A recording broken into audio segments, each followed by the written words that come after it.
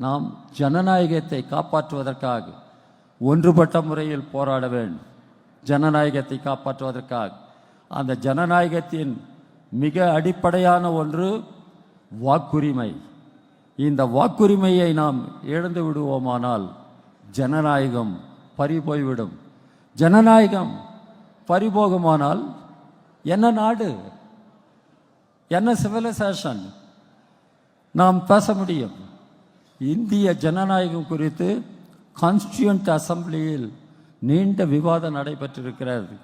Doctor Ambedkar, நாம் இன்றைக்கும் மிக பணிவோடு டாக்டர் அம்பேத்கருக்கு நன்றியை சொல்ல வேண்டும். இன்றைக்கு ஜனநாயகம் பாதுகாக்கப்பட்டிருக்கிறது என்றால் அது டாக்டர் அம்பேத்கருடைய பெரும் கடமை.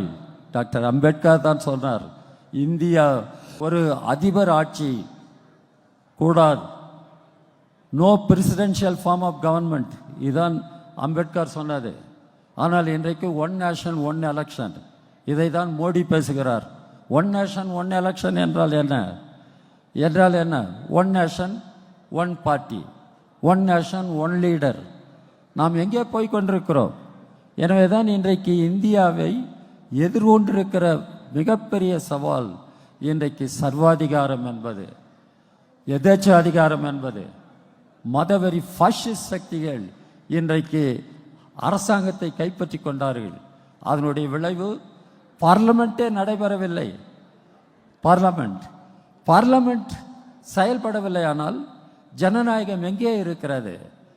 இதை தான் நாம் புரிந்து கொள்ள வேண்டும். If parliament becomes redundant, democracy dies. புரிந்து கொள்ள வேண்டும்.